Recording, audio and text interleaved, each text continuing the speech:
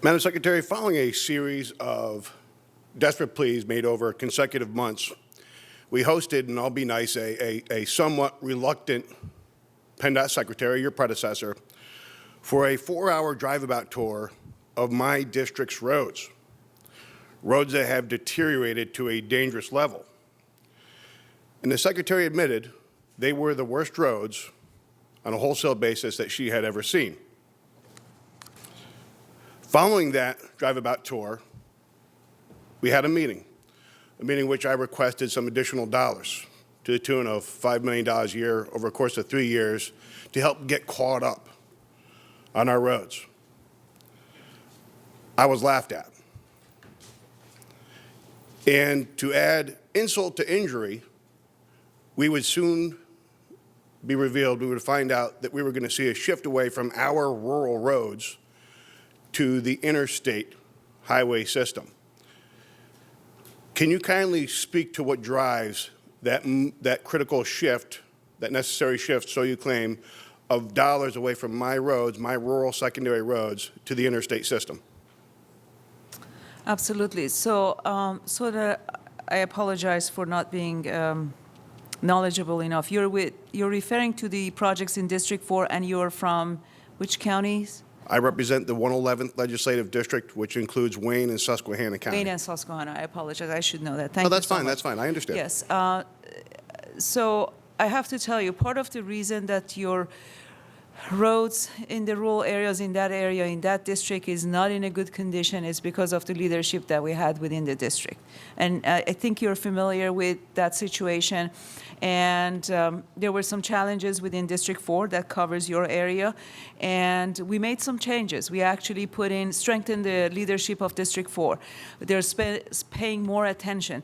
I mean, no excuse for what has happened in the past. We take full responsibility, and I believe that Secretary Richards allocated $1 million to address some of the potholes and maintenance issues that were neglected last year, to address it, through that $1 million. I think she tried to help as much as she could at the time, and we will definitely look into it and make sure that, moving forward, that we could actually apply some of those ideas that we have for the rural roads, for the low-volume roads, on the maintenance side, and we want to make sure we address that. You have, by the way, one of the best leaders who's very familiar with all the maintenance issues and the low-volume roads as your district executive, Rich Roman. He came from central office. He knows all the situations, and he's there to help you and support you.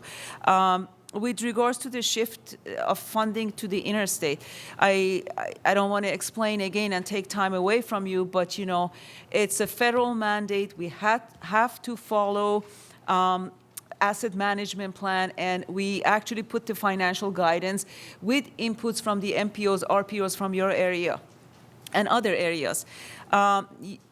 District 4 has got one of the most numbers of interstate within the district.